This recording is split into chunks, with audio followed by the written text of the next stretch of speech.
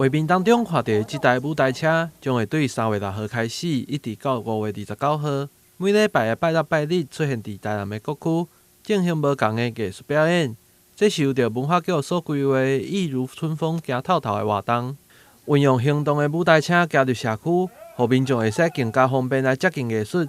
同时也互政府用行动来支持艺术表演团队。黄伟哲市长对于表演艺术团体都非常的关心跟照顾。那因为他知道说，从今年初开始疫情趋于紧张，很多表演艺术团队都失去了演出的机会。那现在疫情已经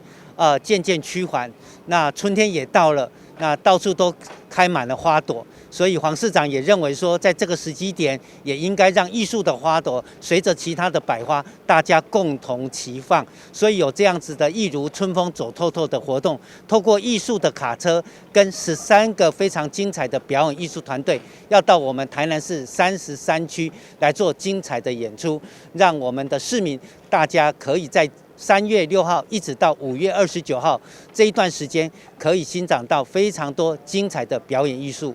第一场的演出将由知名的纸风车剧团伫3月6号深夜的中正野区举办。市长黄伟哲也亲自出席宣传，邀请市民朋友踊跃来参与，同时也会使趁机会伫台南无共区来一撮小旅行，亲近社区也熟悉艺术。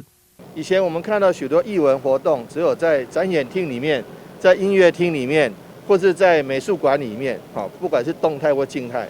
现在我们的艺术，借着过去文化局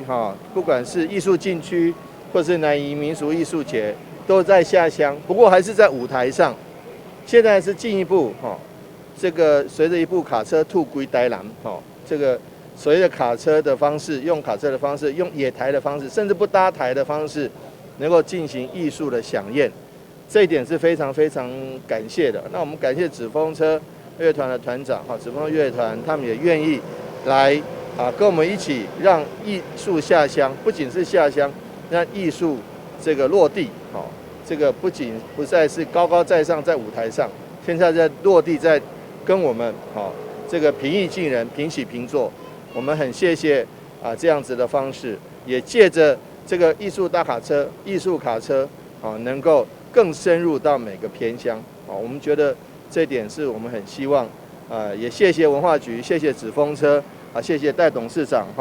能够一起把我们台南艺术之都打造得更坚实。在地企业康纳乡也赞助限量的喙烟，互来看表演的观众。到时阵演出的场地将会规划单一的出入口，实名制登记，量体温等措施，请民众多加来配合。台南新闻郭博义采访报道。